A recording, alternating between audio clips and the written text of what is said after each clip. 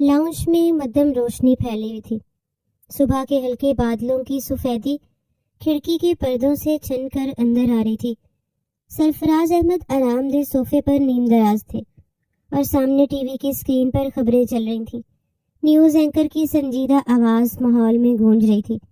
वो अपने दिन का आगाज हमेशा उसी तरतीब से करते थे। सुबह की चाय, ताज़ा खबरों पर एक नज़र और फिर नाजिया बेगम के हाथ के बने नाश्ते का इंतज़ार। किचन से चमचों और प्लेटों की खनक सुनाई दे रही थी। नाजिया बेगम हमेशा की तरह मुस्तैदी से नाश्ता तैयार कर रही थी। चाय की खुशबू और पराठे की सुनहरी महक पूरे घर में फैल चुकी थी। वो चम्मच से चाय हिलाते हुए मुस्कुराकर बोली, सरफराज साहब, आज फिर आप खबरों में इतना डूब गए कि चाय का ख्याल ही नहीं रहा। देखिए, चाय ठंडी हो गई। सरफराज अहमद ने हल्की मुस्कुराहट के साथ सर हिलाया, मगर कुछ कहने से पहले ही मोबाइल फोन की रिंग ने सन्नाटे को तोड़ दिया। वो चौंक गए। सुबह के ठीक 8 बज रहे थे और उस वक्त कोई आम तौर पर फोन नहीं करता था। उन्होंने जल्दी से मेज पर रखा फोन उठाया, स्क्रीन पर निगाह डाली और एक लम्हे के लिए जैसे उनका सांस रुक सा गया। आसिम इस वक्त?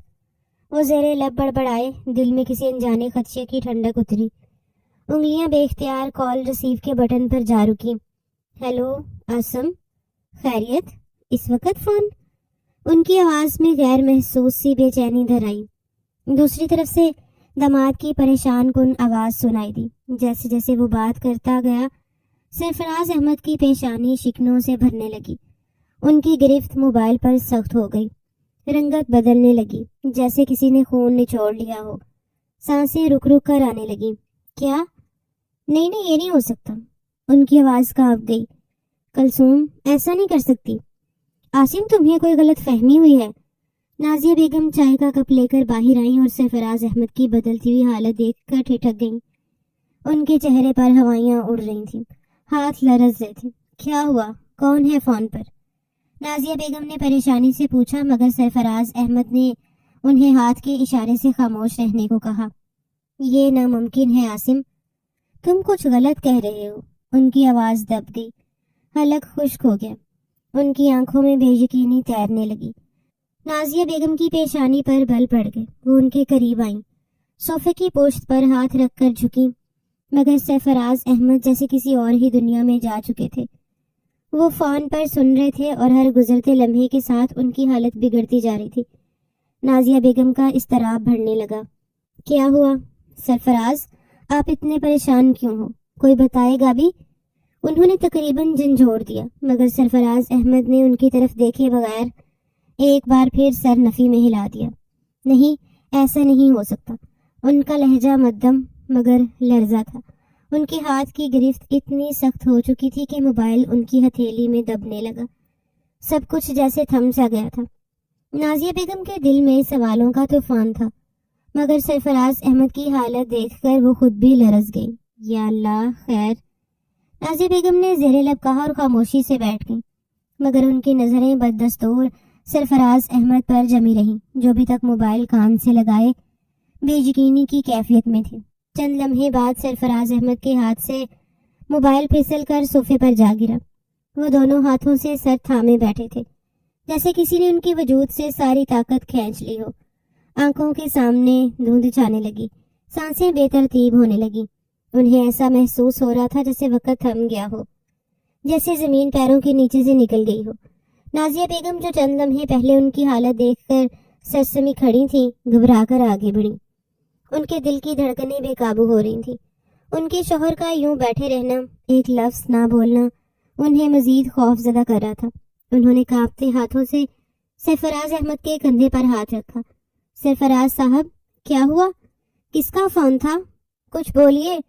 उनकी आवाज बेकरारी से कांप रही थी। सरफराज अहमद ने आहिस्ता आहिस्ता चेहरा ऊपर किया। आंखें सुर्ख हो रही थीं, चेहरे पर हवाइयां उड़ रही थीं और लब लरज रहे थे। उनके हलक से बामुश्किल आवाज निकली। आसिम का फोन था। नाजिया बेगम का दिल एक लम्हे को जैसे रुक गया। आसिम का फोन? सुबह सुबह? उन्होंने जल्दी से सवाल किया। खैरियत तो है? वो इस वक्त क्यों फोन कर रहा था? सरफराज अहमद की सांस भारी हो गई। उन्हें अल्फाज अदा करना दुश्वार लग रहा था। انہوں نے بمشکل حلق تر کیا اور سر جھکا کر کہا کلثوم۔ کلثوم دونوں بچوں کو لے کر گھر سے بھاگ گئی۔ نازیہ بیگم کی آنکھیں حیرت سے پھیل گئی۔ انہوں نے بے یقینی سے شوہر کی طرف دیکھا، جیسے ان کی بات سمجھنے میں دقت پیش آ رہی ہو۔ وہ ایک قدم پیچھے ہٹی۔ کیا؟ سرفراز احمد کی آنکھوں میں گہرا اندھیرا پھیلنے لگا۔ وہ خود بھی یقین نہیں کر پا رہے تھے کہ ان کی زبان سے الفاظ ادا ہو رہے ہیں۔ انہوں نے اپنی مٹھی سختی سے بند کی اور جیسے خود کو سنبھالنے کی کوشش کرتے ہوئے مزید بولے۔ عاصم کہہ رہا تھا کہ وہ کسی اور کو پسند کرتی تھی، کہ غیر مردوں سے رابطے میں تھی۔ وہ ہمیں دھوکہ دے چکی ہے۔ ان کی آواز آخری جملہ کہتے ہوئے لرز گئی، جیسے خود کو تسلی دینے کے باوجود بھی یقین نہ آ رہا ہو۔ نازیہ بیگم کے لیے الفاظ کسی بم سے کم نہ تھے۔ ان کی آنکھوں کے سامنے اندھیرا چھانے لگا، جسم جیسے بے جان ہو گیا۔ وہ ہلکی ہلکی لڑکھڑائیں اور پھر وہی زمین پر بیٹھتی چلی گئیں۔ آنکھوں میں آنسو تیرنے لگے، چہرہ زرد پڑنے لگا۔ نہیں، ان کے لبوں سے ایک کمزور سی سسکی نکلی۔ وہ اپنا سر نفی میں ہلانے لگی، آنسو رخسار پر پھیلنے لگے۔ میری بیٹی ایسا نہیں کر سکتی، یہ سب جھوٹ ہے، یہ جھوٹ ہے سرفراز صاحب۔ ان کی آواز میں دکھ، بے یقینی اور ماں کی بے بسی سب شامل تھا۔ میری طبیعت خراب نہیں ہو سکتی، ایسا ممکن نہیں، میری کلثوم معصوم ہے۔ وہ جیسے لڑ پڑی تھی۔ ایک ماں سے زیادہ اپنی اولاد کو کوئی نہیں جانتا۔ میری بیٹی نہیں ہے ایسی۔ سرفراز احمد کی سانسیں اکھڑنے لگیں۔ ان کے ہاتھوں سے چہرہ مسلا اور آنکھیں بند کر لیں۔ سرفراز احمد کی سانسیں اکھڑنے لگیں۔ ان کے ہاتھ بے اختیار لرز رہے تھے۔ انہوں نے اپنے کانپتے ہاتھوں سے چہرہ مسلا اور آنکھیں بند کر لیں، جیسے حقیقت سے نظریں چرا رہے ہوں۔ میں بھی یہی سوچ رہا ہوں نادیہ، مگر عاصم جھوٹ کیوں بولے گا؟ وہ رو رہا تھا، کہہ رہا تھا کہ کلثوم نے دھوکہ دیا، وہ ہمیں چھوڑ کر چلی گئی، ہمیں ذلیل کر دیا، میرے بچے بھی لے گئی۔ وہ مرد ہو کر رو رہا تھا، یہ کوئی معمولی بات نہیں ہے۔ ان کا لہجہ بھیگا ہوا تھا۔ نازیہ بیگم نے جھٹ سے ان کے ہاتھ تھام لیے، آنکھوں میں التجا تھی، بے یقینی تھی۔ نہیں سرفراز صاحب، ایسا مت کہیے۔ ہماری کلثوم، وہ جو اپنی عزت پر آنچ نہیں آنے دیتی تھی، وہ جو ہمیشہ کہتی تھی کہ بیوی کو شوہر کا مان رکھنا چاہیے، وہ کیسے ایسا کر سکتی ہے؟ وہ ہچکیاں لے کر رونے لگی، ہاتھ زمین پر مار کر سسکنے لگی۔ میری بیٹی ایسا نہیں کر سکتی، وہ میری گڑیا ہے سرفراز صاحب، میری پرورش میں کوئی کمی نہیں تھی، وہ ایسا قدم اٹھا ہی نہیں سکتی، وہ یقین سے بولی تھی۔ سرفراز احمد نے کوئی جواب نہیں دیا۔ وہ دونوں ہاتھوں سے چہرہ ڈھانپ کر بیٹھے رہے۔ کمرے میں ایک سناٹا چھا گیا، مگر اس سناٹے میں ان دونوں کے دلوں کی چیخیں گونج رہی تھیں۔ حقیقت ہے، بوڑھے ماں باپ کی آدھی کمر تو اس وقت ہی ٹوٹ جاتی ہے جب بیٹی رخصت ہوتی ہے، پر اگر پھر یہ معلوم ہو جائے کہ بیٹی گھر سے بھاگ گئی، اس وقت تو ماں باپ کی موت واقع ہو جاتی ہے۔ ابھی وہ دونوں اپنے ہی غم میں ڈوبے ہوئے تھے جب اچانک سیڑھیوں پر بھاری قدموں کی چاپ سنائی دی، جیسے کوئی بے حد بوجھل دل کے ساتھ نیچے آ رہا ہو۔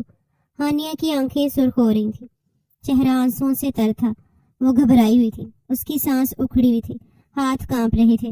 اس کے ذہن میں وہی ایک پیغام گونج رہا تھا جو ابھی چند لمحے پہلے کلثوم کا آیا تھا۔ وہ لاؤنج میں داخل ہوتے ہی سرفراز احمد کو دیکھ کر بے اختیار تیزی سے آگے بڑھی۔ بابا، کلثوم باجی کا میسج آیا، سب کچھ تباہ ہو گیا۔ اس کی آواز کانپ رہی تھی، آنکھوں میں خوف تھا، جیسے زمین اس کے پیروں تلے سے کھسک چکی ہو۔ سرفراز احمد جو پہلے ہی سکتے میں بیٹھے تھے، فوراً اپنی جگہ سے کھڑے ہو گئے۔ ان کی آنکھوں میں ایک نئی پریشانی ابھری۔ وہ ایک قدم آگے بڑھے اور سخت لہجے میں بولے، کیا میسج آیا ہے؟ فوراً دکھاؤ۔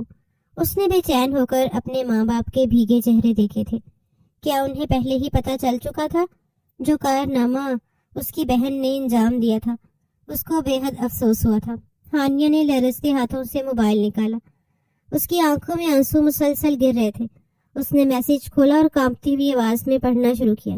امی، بابا، میں کلثوم ہوں، آپ لوگوں سے معافی چاہتی ہوں کہ میں نے یہ قدم اٹھایا۔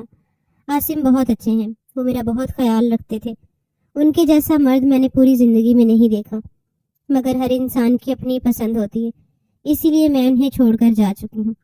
ان سے بول دیں کہ مجھے طلاق دے دیں تاکہ میں اپنی زندگی شروع کر سکوں، اور ہو سکے تو آپ دونوں مجھے معاف کر دیں۔ کمرے میں ایک لمحے کو موت جیسا سکوت چھا گیا، ہر لفظ ایک زہر کی طرح کانوں میں اتر رہا تھا۔ نازیہ بیگم جو پہلے ہی سکتے میں تھیں، جیسے ہی میسج ختم ہوا وہ دھاڑ مار کر رو پڑی۔ نہیں، یہ کیا کہہ رہی ہو تم ہانیہ؟ میری کلثوم ایسا نہیں کر سکتی۔ وہ فرش پر گرنے کس انداز میں بیٹھی چلی گئی اور اپنا سینہ مسلنے لگی۔ ہائے، میں مر کیوں نہیں گئی اس دن جب یہ سب ہونا تھا۔ سرفراز احمد کا چہرہ پتھر کی مانند سخت ہو گیا۔ ان کی آنکھوں میں آنسو نہیں تھے، مگر اندر کوئی چیز ٹوٹ رہی تھی۔ وہ ایک قدم پیچھے ہٹے، مٹھیاں سختی سے بند کر لیں، جیسے خود پر قابو پانے کی کوشش کر رہے ہوں۔ ان کی آواز گرجدار تھی، مگر اس میں ایک درد چھپا تھا۔ یہ کیا کر دیا کلثوم نے؟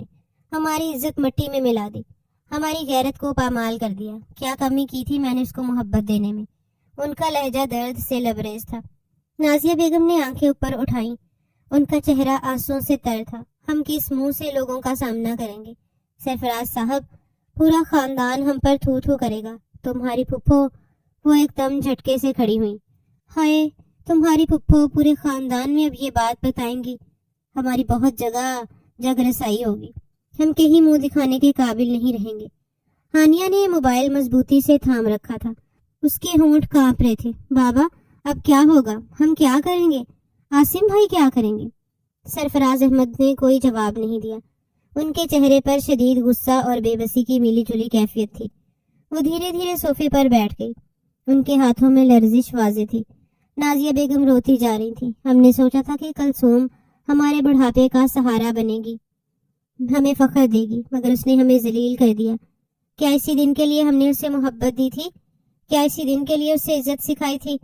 ہانیہ نے اپنے آنسو پونچھنے کی کوشش کی، مگر وہ مسلسل بہہ رہے تھے۔ اس کا دل کسی انجانے خوف سے لرز رہا تھا۔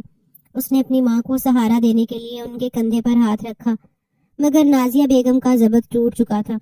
سرفراز احمد نے آنکھیں بند کر لیں، جیسے خود کو پرسکون کرنے کی ناکام کوشش کر رہے ہوں، مگر ان کے لبوں سے ایک زخمی باپ کی سی سرگوشی نکلی۔ کلثوم نے ہمیں کہیں کا نہیں چھوڑا، اور وہ واقعی جاتے جاتے سب تباہ کر گئی تھی۔ ہانیہ کے کانوں میں ماں کی دل دہلا دینے والی چیخیں اور باپ کی سسکیاں گونج رہی تھیں۔ اس کا دل دماغ جیسے مفلوج ہو گیا تھا۔ نازیہ بیگم فرش پر بیٹھے بین کر رہی تھی، اور سرفراز احمد صوفے پر دونوں ہاتھوں میں چہرہ چھپائے آنسو بہا رہے تھے۔ اس نے کبھی نہیں سوچا تھا اس پر ایسا دن بھی آ سکتا ہے۔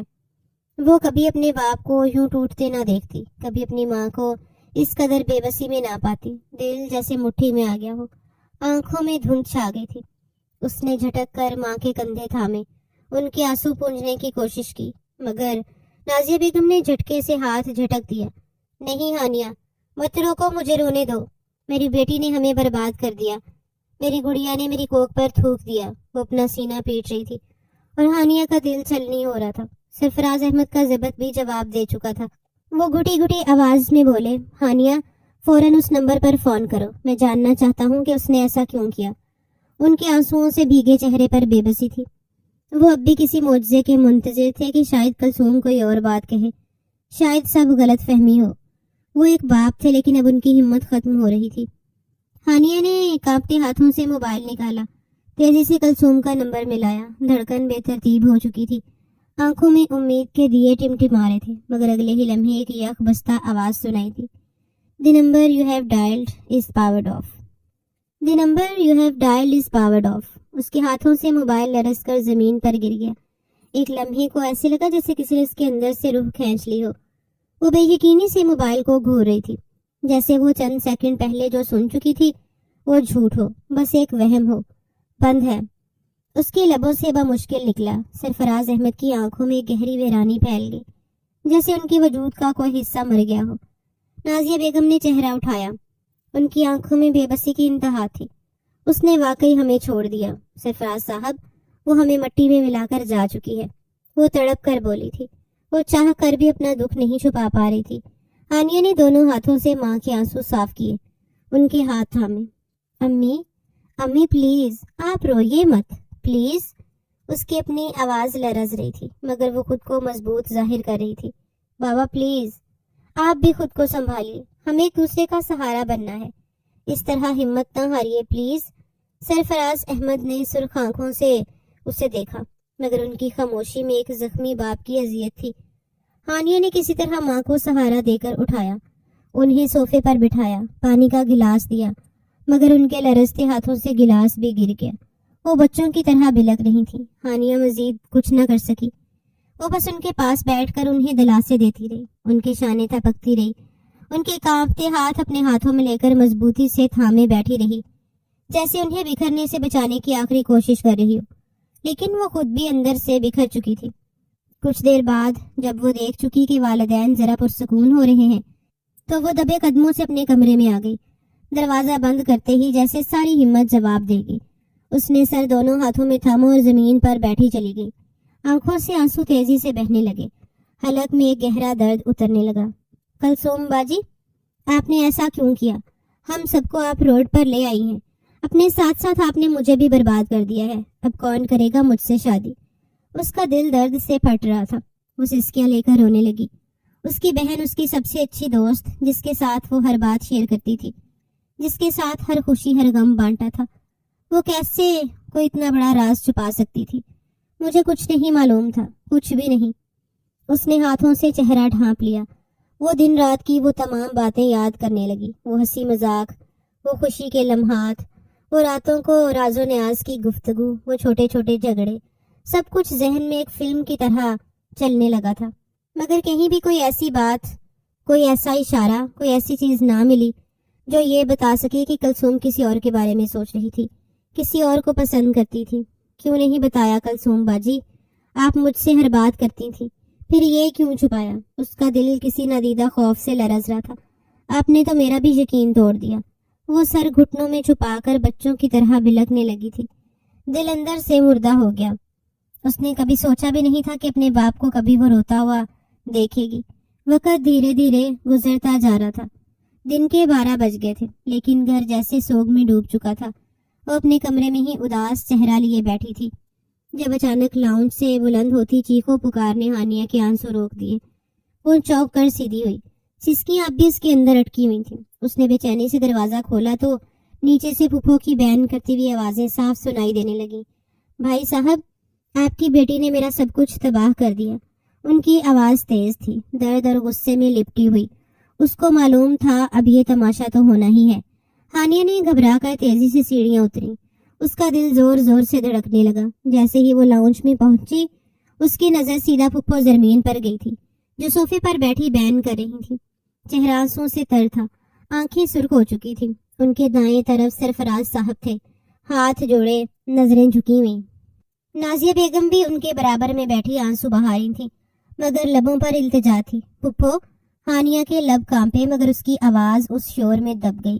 میرے شوہر نے مجھ پر تھوک دیا سرفراز بھائی۔ زرمین بیگم کی چیختی ہوئی آواز نے کمرے کی فضا کو مزید بوجھل کر دیا۔ وہ کہہ رہے ہیں کہ میں کسی گھٹیا خاندان سے عورت بیاہ کر لایا ہوں، جہاں کی بیٹیاں نہ عزت دیکھتی ہیں نہ غیرت۔ وہ کہہ رہے ہیں کہ میں نے تم جیسی عورت سے شادی ہی کیوں کی۔ نہیں بہن، ایسا مت کہو۔ سرفراز صاحب کی آواز کپ کپائی۔ ہم خود شرمندہ ہیں، مگر کلثوم ایسا نہیں کر سکتی، وہ ایسی نہیں تھی، ایسی نہیں تھی۔ زرمین بیگم نے تیزی سے آنسو پونجھے اور تڑپ کر انہیں دیکھا۔ پھر یہ سب کیا ہے؟ کیا یہ میں نے کیا ہے یا پھر میری بیٹی نے کیا ہے؟ وہ تنزیہ بولی تھی۔ آپ کی بیٹی نے صرف ہمارے پوتے ہی نہیں چھینے سرفراز بھائی، اس نے ہمارے گھر سے 25 تولہ سونا بھی چوری کیا ہے۔ بتائیے اس کی کیا وضاحت ہے؟ یہ سنتے ہی ہانیہ کے قدموں تلے زمین نکل گئی۔ اس نے بے یقینی سے باپ کی طرف دیکھا۔ نازیہ بیگم کی سسکیاں تھم گئیں، وہ پھٹی پھٹی آنکھوں سے اپنی نند کو دیکھنے لگی۔ نہیں، یہ غلط فہمی ہے، سرفراز صاحب نے سر نفی میں ہلایا۔ ہاں، وہ اس بات کو دل کے کسی کونے میں قبول کر چکے تھے کہ ان کی بیٹی بھاگ گئی ہے، لیکن اس بات کو ماننے کا سوال ہی پیدا نہیں ہوتا تھا، کیونکہ ان کی بیٹی چور نہیں تھی۔ ان کی آواز میں تھکن، شرمندگی اور دکھ سب کچھ جھلک رہا تھا۔ کلثوم ایسا نہیں کر سکتی، ہر باپ کے لیے اس کی بیٹی معصوم ہوتی ہے۔ سرفراز بھائی، زرمین بیگم تنزیہ ہنسی، جو آنسوؤں میں بھیگی ہوئی تھی، مگر حقیقت یہ ہے کہ آپ کی بیٹی چور نکلی، بے وفا نکلی، بد کردار نکلی۔ اب اس چوری کا حساب آپ لوگوں کو دینا ہوگا۔ بہن، ہم آپ سے معافی مانگتے ہیں۔ نازیہ بیگم نے آنچل سے آنسو پونجھے، ان کی آواز میں لرزش تھی۔ ہمیں سمجھ نہیں آ رہا کہ یہ سب کیسے ہوا۔ ہمیں تو علم بھی نہیں تھا کہ وہ کسی کو پسند کرتی تھی۔ یہ باتیں اب مجھے مت سناؤ۔ پھپھو کا لہجہ سخت تھا۔ میرے گھر میں قیامت آ چکی ہے۔ میرے شوہر نے کہہ دیا ہے کہ جب تک وہ 25 تولہ سونا واپس نہیں آئے گا، وہ مجھ سے بات نہیں کریں گے۔ وہ غصے اور بے بسی کے ملے جلے جذبات میں بولتی جا رہی تھی۔ اب یہ آپ لوگوں کی ذمہ داری ہے کہ وہ زیور واپس کریں، ورنہ میں خود پورے خاندان کے سامنے آ کر سب کو بتا دوں گی کہ آپ کی بیٹی نے میرے بیٹے کے ساتھ کیا کیا ہے۔ نہیں بہن، ایسا مت کرنا۔ سرفراز صاحب کی آنکھوں میں التجا تھی۔ ہم کچھ نہ کچھ کریں گے، مگر خدا کے لیے ہمیں تھوڑا وقت دو۔ ہانیہ اپنی جگہ سن کھڑی تھی۔ اس کی آنکھوں کے سامنے اندھیرا چھانے لگا۔ کلثوم باجی نے صرف محبت میں گھر نہیں چھوڑا تھا، وہ سونا بھی لے کر گئی تھی۔ یہ کیسے ممکن تھا؟ وہ انہیں اتنے قریب سے جانتی تھی، مگر یہ سب؟ پھپھو ابھی بھی بلک رہی تھی۔ بہن، میں اب کیا کر سکتا ہوں؟ سرفراز صاحب نے شکستہ آواز میں کہا، نظریں زمین پر جمائے ہوئے۔ اس میں میرا کیا قصور؟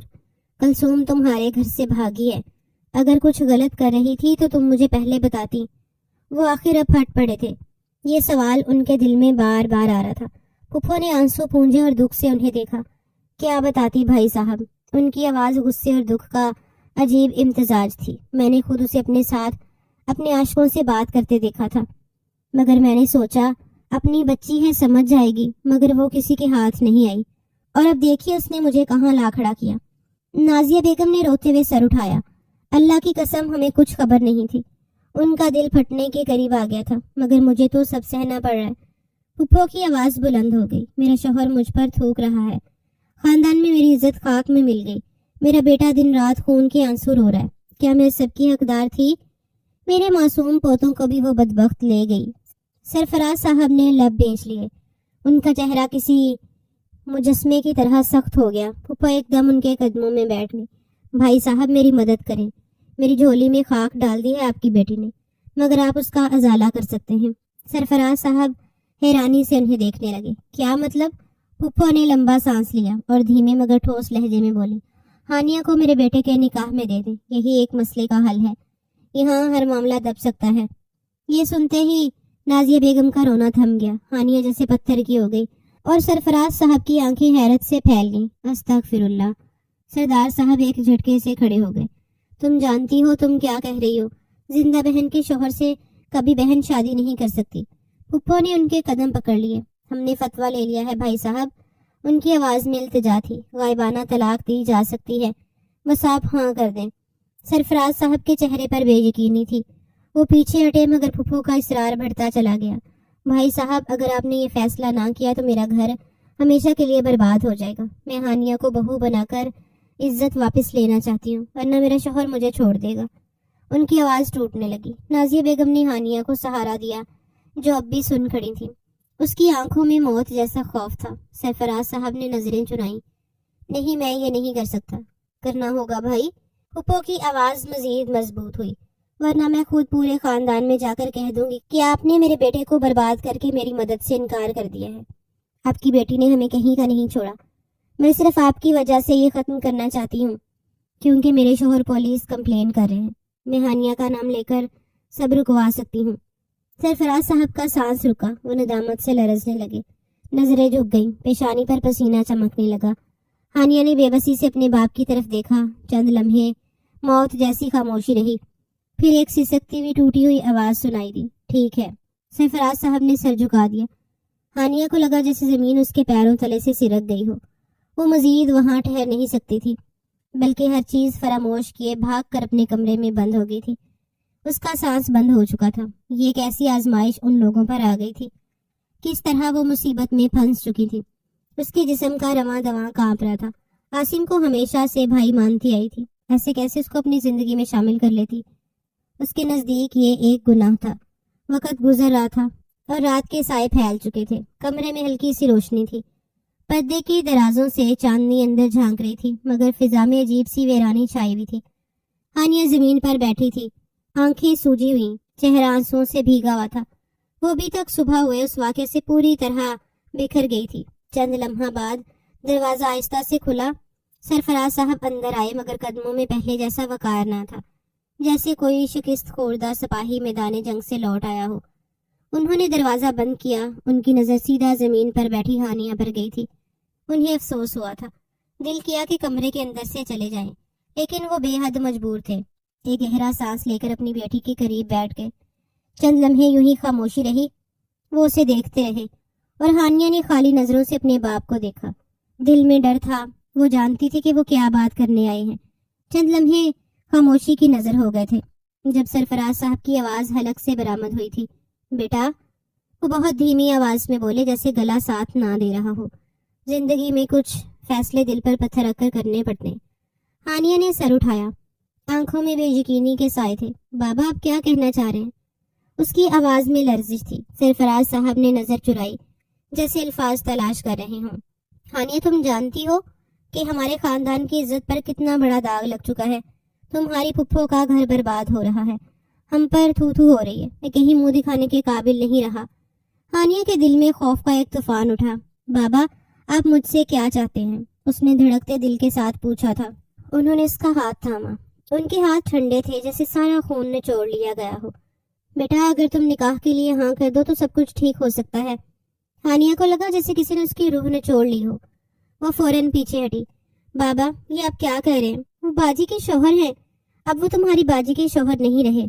ان کی آواز میں ایک عجیب سی سختی تھی۔ ہم نے طلاق کا فتویٰ لے لیا ہے۔ ہانیہ کا دماغ سن ہو گیا۔ وہ بے یقینی سے اپنے باپ کو دیکھ رہی تھی۔ بابا، یہ غلط ہے، یہ کیسے ہو سکتا ہے؟ سرفراز صاحب کا چہرہ دکھ سے جھک گیا۔ بیٹا، میری عزت کا سوال ہے، اگر تم نے انکار کیا تو ہمارا نام ہمیشہ کے لیے مٹی میں مل جائے گا، لوگ ہمیں جینے نہیں دیں گے، تمہاری پھپھو ہمیں تباہ کر دے گی، وہ رشتے کا ہر لحاظ بھلا دے گی۔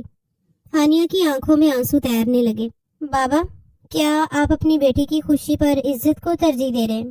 انہوں نے گہرا سانس لیا، آنکھوں میں آنسو بھر آئے۔ بیٹا، میں ایک باپ ہوں، میرا کلیجہ کٹ رہا ہے، مگر میرے پاس کوئی اور راستہ نہیں۔ اگر تم نے انکار کیا تو میں یہ صدمہ برداشت نہیں کر پاؤں گا۔ ہانیہ کا دل کانپ گیا۔ اس نے اپنے باپ کو کبھی اتنا بے بس نہیں دیکھا تھا۔ تم جانتی ہو بیٹا، میں نے ہمیشہ تمہیں نازوں سے پالا ہے، میں تمہاری آنکھوں میں ایک آنسو بھی برداشت نہیں کر سکتا، مگر آج میری عزت تمہارے ایک فیصلے پر منحصر ہے۔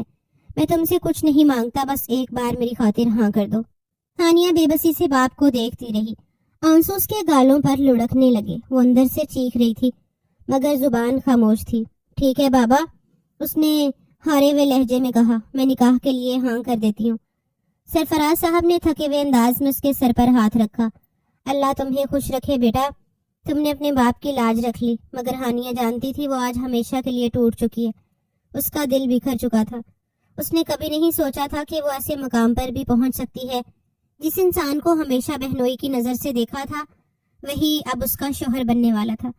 وقت جیسے ایک پل میں گزر گیا تھا۔ ایک ہفتہ، صرف 7 دن، لیکن ہانیہ کے لیے 7 سال سے بھی زیادہ بھاری لگے تھے۔ اس کا ہر بار دل کیا کہ وہ احتجاج کرے، اس رشتے کے لیے انکار کر دے، لیکن ہر بار باپ کی جھکی ہوئی گردن، ماں کی آنسو بھری آنکھیں، پھپھو کی طنزیہ باتیں اور خاندان والوں کے تانے اسے مجبور کر دیتے کہ وہ کچھ نہ کہے۔ اس ہفتے میں وہ کتنی بار کمرے میں بند ہو کر چیخی تھی، کتنی راتیں ایسی تھیں جب وہ سجدے میں گر کر اللہ سے دعا کرتی رہی کہ کوئی معجزہ ہو جائے، مگر کچھ نہیں بدلا۔ اور آج اس کا نکاح تھا۔ سفید چادر، سادگی سے سجی ہوئی بیٹھک، درمیان میں رکھی گئی میز اور ایک طرف بیٹھے مولوی صاحب۔ ہر چیز جیسے کسی خواب کا حصہ لگ رہی تھی، مگر یہ خواب نہیں تھا، یہ حقیقت تھی، تلخ حقیقت۔ ہانیہ سر جھکائے بیٹھی تھی، اس کے ہاتھ لرز رہے تھے، آنکھیں سرخ تھیں، جیسے رات بھر جاگنے کے بعد بھی سکون نہ ملا ہو۔ سامنے عاصم بیٹھا تھا، سنجیدہ چہرہ، چوڑا سینہ، دراز قد، گلے میں سیاہ چادر ڈالے، سفید لباس میں جیسے کوئی مجسمہ تراشا گیا ہو۔ وہ خوبصورت تھا، بلا کا حسین، مگر آج ہانیہ کے لیے اس کا کوئی مطلب نہیں تھا۔ مولوی صاحب نے نکاح کا خطبہ پڑھنا شروع کیا اور ہر لفظ ہانیہ کے دل پر پتھر کی مانند لگ رہا تھا۔ ہانیہ سرفراز، آپ کا نکاح عاصم علی کے ساتھ مہر کی رقم اتنی مقرر کر کے کیا جا رہا ہے، کیا آپ کو قبول ہے؟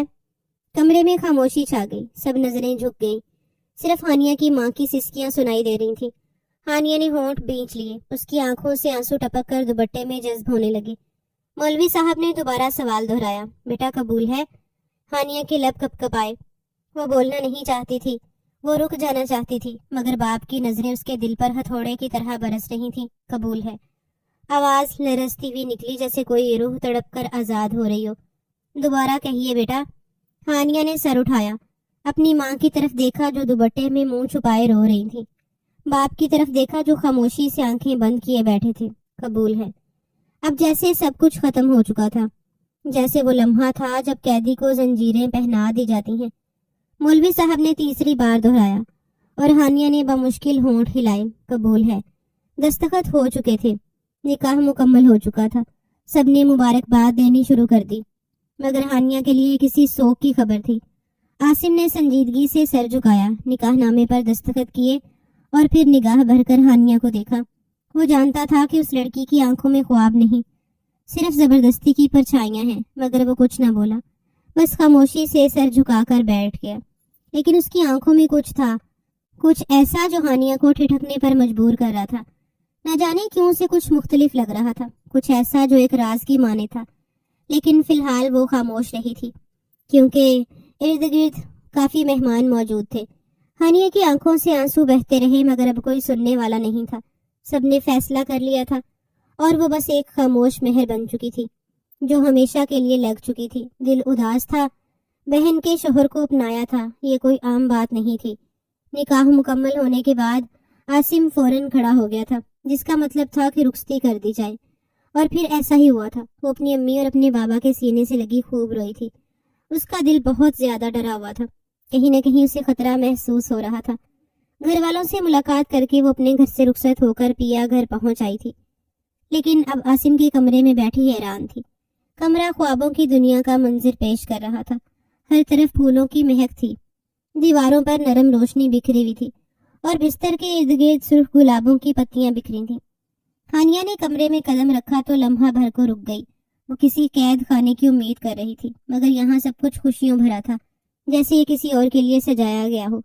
وہ گھبرا کر پلٹی، جیسے کسی لمحے کوئی طوفان آ جائے گا، جیسے ابھی عاصم آئے گا اور اس پر طنز کے تیر برسانا شروع کر دے گا، مگر کچھ نہیں ہوا۔ وقت آہستہ آہستہ سرک رہا تھا اور وہ الجھی ہوئی سی کھڑی تھی۔ تھوڑی دیر بعد دروازہ آہستہ سے کھلا اور عاصم اندر داخل ہوا۔ سفید شلوار قمیض میں ملبوس، کثرتی جسم، بلند قامت اور ہاتھ میں سرخ گلابوں کا گلدستہ لیے وہ کسی شہزادے سے کم نہیں لگ رہا تھا۔ ہانیہ نے بے یقینی سے اسے دیکھا، اس کے چہرے پر خوشی تھی، آنکھوں میں چمک۔ وہ آ کر اس کے قریب بیٹھ گیا اور گلدستہ اس کی طرف بڑھایا۔ یہ تمہارے لیے، اس نے مسکراتے ہوئے کہا۔ ہانیہ نے حیرت سے پہلے گلدستے کو دیکھا، پھر عاصم کو۔ وہ بولی نہیں، کچھ کہنے کے لیے الفاظ ہی نہیں مل رہے تھے۔ عاصم نے اس کی خاموشی کو محسوس کیا مگر وہ پرجوش تھا۔ تمہیں پتہ ہے یہ دن میرے لیے سب سے حسین دن ہے، اس کا لہجہ انچ دیتا تھا۔ ہانیہ کی حیرت میں اور اضافہ ہوا۔ کیوں؟ وہ مشکل بول پائی۔ کیونکہ عاصم نے محبت بھری نظر سے اسے دیکھا۔ آج میری خواہش پوری ہو گئی۔ ہانیہ کی آنکھوں میں بے یقینی تھی۔ کون سی خواہش؟ عاصم نے مسکرا کر کہا، تمہیں اپنانے کی خواہش۔ ہانیہ کا دل ایک لمحے کو دھڑکنا بھول گیا۔ کیا؟ ہاں ہانیہ، میں آج اپنے رشتے کی شروعات جھوٹ سے نہیں کرنا چاہتا۔ میں تمہیں بہت پہلے سے چاہتا تھا، بہت پہلے سے تم پر دل ہار چکا تھا، عاصم نے نرم لہجے میں کہا۔ ہانیہ کی سانس رکنے لگی۔ یہ کیسے ہو سکتا ہے؟ آپ تو باجی کے شوہر تھے، وہ بے یقینی سے بولی تھی۔ عاصم نے سنجیدگی سے اسے دیکھا، جیسے وہ اس کی الجھن سمجھ رہا ہو۔ مگر دل میں بہت سی عورتوں کے لیے جگہ ہوتی ہے ہانیہ۔ کلثوم اپنی جگہ تھی، لیکن تم ہمیشہ میرے دل کے قریب رہی ہو۔ ہانیہ نے بے یقینی سے اسے دیکھا، جیسے وہ کوئی ماما سمجھنے کی کوشش کر رہی ہو۔ یہ غلط ہے، محبت غلط نہیں ہوتی، عاصم نے نرمی سے کہا۔ جو ہونا تھا ہو چکا، اب ہمیں آگے بڑھنا ہے۔ ہانیہ نے نفی میں سر ہلایا، مگر اس کی آنکھوں میں عجیب سی بے بسی تھی۔ وہ کچھ بولنا چاہتی تھی مگر الفاظ کہیں کھو گئے تھے۔ عاصم نے اس کا ہاتھ تھامنا چاہا مگر اس نے پیچھے کر لیا۔ یہ سب مجھے سمجھ نہیں آ رہا، وہ مدھم آواز میں بولی۔ تمہیں سمجھنے کی ضرورت نہیں، صرف محسوس کرنے کی ضرورت ہے، عاصم نے مسکرا کر کہا۔ ہانیہ نے سر جھکا لیا۔ وہ خود کو کسی جال میں پھنسا ہوا محسوس کر رہی تھی، جہاں راستے تو تھے مگر روشنی کہیں نہیں تھی۔ اس کی باتیں اس کے سر سے گزر رہی تھیں۔ ایسا کیسے ممکن ہو سکتا تھا؟ وہ حیران تھی۔ چند لمحے گزرے تو عاصم کو جیسے اپنی جلد بازی کا احساس ہو گیا تھا، لیکن وہ کیا کرتا؟ اس کے جذبات ہانیہ کے لیے بہت ہی خالص تھے، وہ چاہ کر بھی خود کو روک نہیں پایا تھا۔ چند لمحے بعد وہ دھیمی آواز میں بولا تھا، جاؤ کپڑے تبدیل کر لو، میں بھی بدل کر آتا ہوں، پھر آرام سے بات کریں گے۔ وہ ہلکے سے مسکرا کر بولا اور کمرے سے نکل گیا۔ ہانیہ نے گہری سانس لی، جیسے اپنے اندر کے تمام الجھنوں کو نکالنے کی کوشش کر رہی ہو۔ وہ دھیرے دھیرے چلتی ہوئی الماری کی طرف بڑھی، مگر اس کے قدم اچانک رک گئے۔ اس کی نظر دیوار پر پڑی، جہاں مدھم روشنی میں کچھ عجیب سا دکھائی دے رہا تھا۔ وہ فوراً قریب گئی اور چونک کر دیکھا دیوار پر خون کے چھینٹے۔ اس کا دل زور زور سے دھڑکنے لگا۔ خون کے یہ دھبے خشک ہو چکے تھے، جیسے انہیں وہاں موجود مدت ہو چکی ہو۔ وہ بے یقینی سے آگے بڑھی، لرزتے ہاتھوں سے دیوار کو چھوا۔ خون کے دھبے سخت ہو چکے تھے، جیسے کسی پرانی یاد کا گہرا زخم ہو۔ یہ خون یہاں کیوں ہے؟ وہ زیر لب بڑبڑائی۔ دل میں ہزاروں سوالات ابھر رہے تھے۔ یہ کس کا خون تھا؟ یہ نشان کیوں ابھی تک موجود تھے؟ اگر یہاں کچھ غلط ہوا تھا تو کسی نے اس کا ذکر کیوں نہیں کیا؟ ہانیہ کے ذہن میں جھماکا سا ہوا۔ کلثوم! وہ فوراً پیچھے ہٹی، جیسے کسی اسیب زدہ چیز کو چھو لیا ہو۔ کہیں یہ کلثوم کے جانے سے جڑا کوئی راز تو نہیں؟ اس نے دیوار کی طرف دیکھتے ہوئے بے چینی سے لب کاٹے۔ نہیں، یہ میرا وہم ہوگا۔ اس نے خود کو تسلی دینے کی کوشش کی، مگر دل نہیں مان رہا تھا۔ اس کا دماغ تیزی سے کام کر رہا تھا۔ کلثوم باجی نے میسج کے بعد کوئی رابطہ کیوں نہیں کیا؟ وہ ہمیشہ ہر بات مجھ سے شیئر کرتی تھی، تو پھر ایسی کوئی بات کیوں کبھی نہیں کہی؟ اگر وہ واقعی کسی کو پسند کرتی تھی تو وہ کم از کم مجھے تو بتاتی۔ ہانیہ نے اپنا ماتھا تھام لیا۔ سب کچھ اتنا تیزی سے ہوا تھا کہ وہ کچھ بھی سمجھنے سے قاصر تھی۔ اس نے ایک جھرجھری لی اور خود کو سنبھالنے کی کوشش کی۔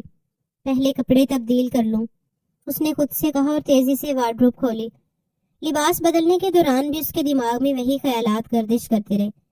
وہ بار بار کلثوم کے آخری پیغام کے الفاظ دہراتی رہی۔ میں انہیں چھوڑ کر جا چکی ہوں۔ یہ الفاظ اس کے ذہن میں کسی گونج کی طرح بج رہے تھے۔ کیسے ممکن تھا کہ کلثوم، جو ہر چھوٹی سے چھوٹی بات بھی ہانیہ سے شیئر کرتی تھی، اتنی بڑی بات چھپا گئی؟ کیا واقعی وہ خوشی سے گئی تھی یا پھر کچھ اور معاملہ تھا؟ ہانیہ کے بدن میں ایک ٹھنڈی لہر دوڑ گئی۔ کچھ تو ایسا تھا جو ٹھیک نہیں لگ رہا تھا۔ اور وہ خون کے دھبے، یہ سب کچھ محض ایک اتفاق تھا یا پھر کوئی ایسا راز جسے دبایا جا رہا تھا؟ اس کو اب سب کچھ عجیب سے عجیب تر لگ رہا تھا۔ نہ جانے کیوں اس کو خطرے کی بو محسوس ہو رہی تھی۔ کمرے میں گہری خاموشی چھائی ہوئی تھی۔ نرم زرد روشنی میں ہر چیز ایک سحر انگیز منظر پیش کر رہی تھی، مگر ہانیہ کے دل میں ایک عجیب سی بے چینی سرایت کر رہی تھی۔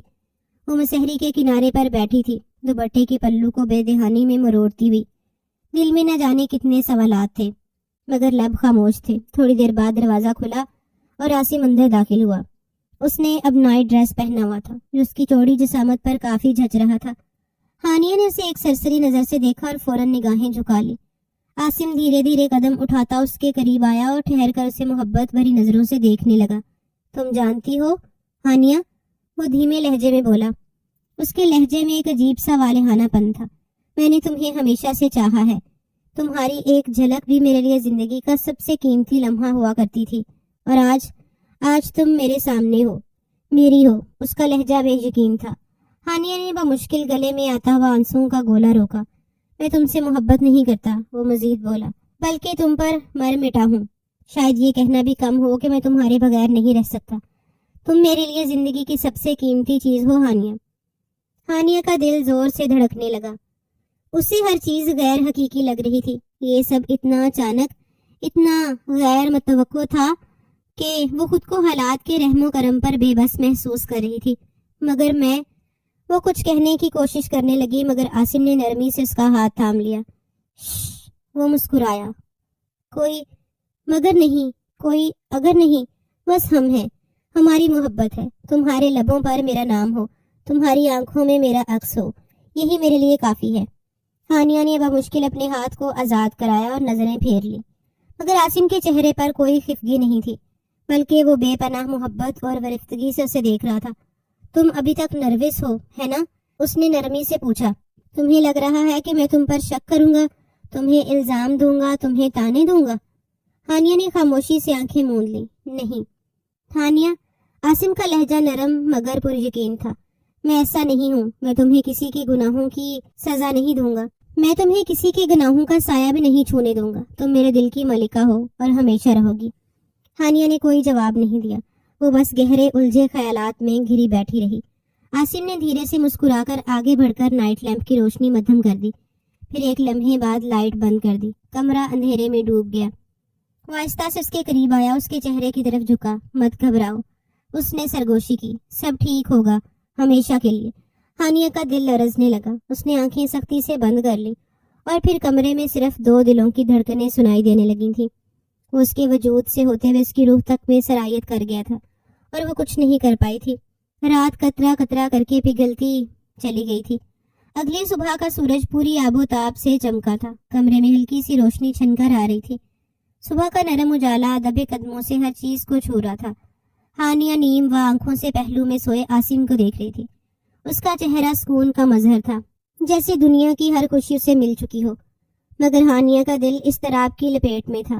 چند لمحے یوں ہی گزر گئے، پھر اچانک اس کی نظر ایک بار پھر اسی دیوار پر جا ٹھہری جہاں خون کے دھبے موجود تھے۔ وہ ایک پل کے لیے ساکت رہ گئی۔ اس کے اندر ہزاروں سوال سر اٹھانے لگے۔ کیا یہ واقعی خون تھا یا پھر بے وجہ کوئی نشان؟ دل میں عجیب بے چینی لیے اس نے آہستہ سے اپنا موبائل اٹھایا اور دوبارہ اپنی بہن کو میسج کرنے لگی۔ کلثوم باجی کہاں ہو؟ پلیز ایک بار مجھ سے بات کر لو، میں بہت پریشان ہوں۔ میسج سینڈ کر کے اسکرین کو تکتے ہوئے انتظار کرنے لگی۔ چند لمحے، چند منٹ، مگر کوئی جواب نہ آیا۔ وہ دل گرفتہ ہو گئی، دل میں ایک عجیب سی گھبراہٹ سرایت کرنے لگی۔ بالآخر وہ بستر سے اتری اور واش روم چلی گئی۔ نہا دھو کر باہر نکلی تو عاصم کو اپنے موبائل کے ساتھ دیکھ کر ٹھٹک گئی۔ وہ اس کو فون کی اسکرین پر کچھ دیکھ رہا تھا اور ہانیہ کو یہ بات بے حد ناگوار گزری۔ آپ میرے موبائل میں کیا کر رہے ہیں؟ وہ دھیمے مگر سخت لہجے میں بولی۔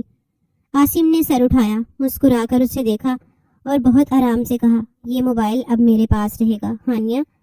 ہانیہ کی آنکھوں میں حیرت اور ناراضگی ایک ساتھ در آئی۔ کیا مطلب؟ یہ میرا موبائل ہے۔ عاصم نے گہری سانس لی، پھر انتہائی نرم لہجے میں بولا، میں نہیں چاہتا کہ تم میرے سوا کسی اور چیز پر دھیان دو۔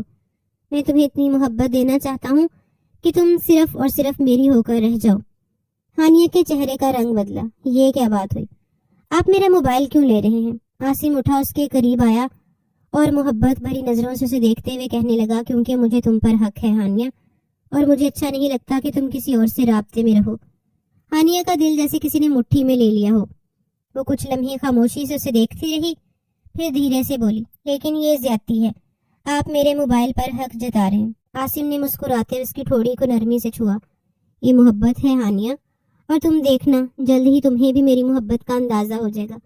ہانیہ نے نگاہیں چرائیں، دل میں ایک نیا خوف ابھرا، مگر وہ چپ ہو گئی، کیونکہ ابھی اس کے پاس بولنے کے لیے الفاظ نہیں تھے، لیکن وہ عجیب سی کیفیت سے دوچار ہو چکی تھی۔ اس کو عاصم کا یہ انداز بالکل بھی اچھا نہیں لگا تھا، مگر وہ بے حد مجبور تھی، اسی لیے چپ ہو گئی۔ 2 دن کا عرصہ بیت گیا تھا۔ ولیمے کی رسم دھوم دھام سے منائی گئی تھی۔ لاؤنج میں نیم گرم روشنی پھیلی ہوئی تھی۔ قالین پر بچھے گہرے رنگ کے صوفے پر بیٹھے سب افراد کسی نہ کسی بات پر مصروف تھے۔ ہانیہ کا 2 دن بعد میکے جانے کا وقت آن پہنچا تھا اور یہ رسم نبھانا ضروری تھا، مگر عاصم کے چہرے پر ناگواری واضح تھی۔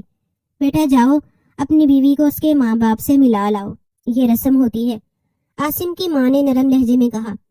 عاصم جو صوفے پر آلتی پالتی مارے بیٹھا تھا سیدھا ہوا اور فوراً بولا، کوئی ضرورت نہیں ہے، میں ہانیہ کو کہیں بھیجنا نہیں چاہتا۔ ہانیہ نے چونک کر اسے دیکھا۔ اس کے لہجے میں ضد تھی، پر آنکھوں میں ایک الگ تاثر، جیسے وہ اسے خود سے دور کرنے کا تصور بھی نہیں کر سکتا تھا۔ مگر بیٹا یہ رسم ہے، ہر لڑکی اپنی شادی کے بعد 2 دن بعد میکے جاتی ہے، پھپھو نے سمجھانے والے انداز میں کہا۔ میرے لیے کوئی رسم اہم نہیں ہے امی، ہانیہ جہاں بھی جائے گی میرے ساتھ جائے گی، اور میں اسے اکیلا کہیں بھیجنے والا نہیں ہوں، عاصم نے 2 ٹوک لہجے میں کہا، اور ہانیہ نے بے یقینی سے اسے دیکھا۔ یہ کیا بات ہوئی عاصم؟ اس کی ماں کی آواز میں حیرت تھی۔ ہانیہ کوئی قیدی تھوڑی ہے۔ عاصم کی آنکھوں میں ایک چمک ابھری، جیسے وہ کسی اپنے قیمتی اثاثے کی حفاظت کر رہا ہو۔ میرے لیے وہ سب کچھ ہے ماں، میں نہیں چاہتا کہ وہ کہیں اور رہے، بس میرے ساتھ رہے۔ ہانیہ کا دل دھڑک اٹھا۔ یہ محبت تھی یا کوئی اور جذبہ، وہ سمجھ نہیں پائی، مگر اتنا ضرور محسوس ہوا کہ عاصم کے اندر اسے لے کر ایک عجیب دیوانگی تھی۔ بیٹا تم ایسا نہیں کر سکتے، اس کی ماں کی آواز میں سختی آئی۔ یہ ایک رسم ہے، اسے نبھانا پڑے گا۔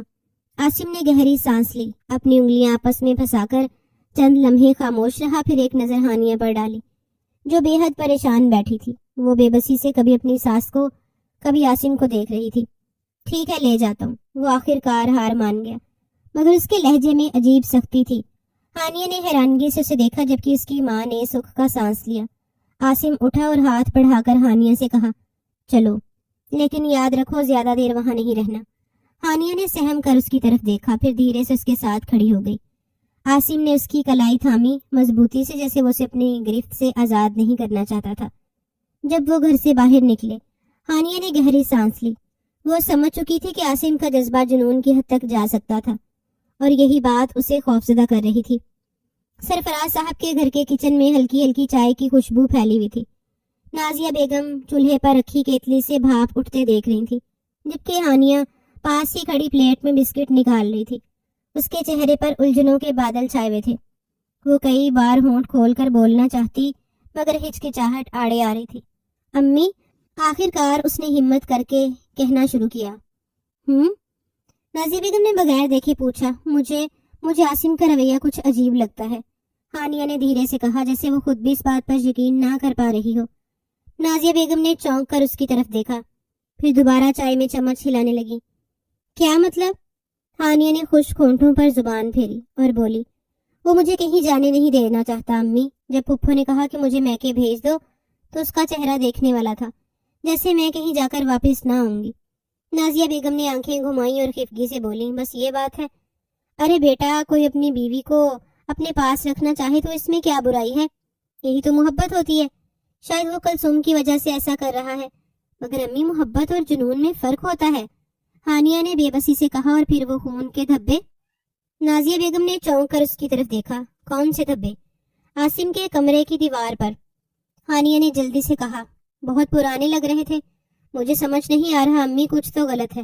نازیہ بیگم نے گہری سانس لی اور ہاتھ میں پکڑا چمچ زور سے پلیٹ پر مارا۔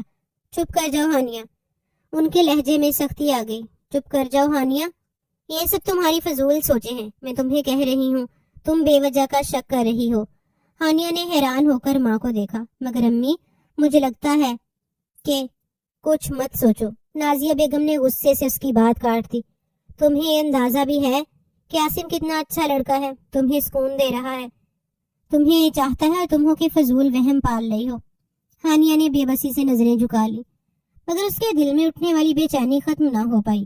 نازیہ بیگم کا لہجہ کچھ نرم ہوا۔ بیٹا، کلثوم تو ہے ہی بے شرم، ہمیں کہیں کا نہیں چھوڑا اس نے۔ میں تمہارے آگے ہاتھ جوڑتی ہوں، کوئی ایسی حرکت مت کرنا کہ میرا سر جھک جائے۔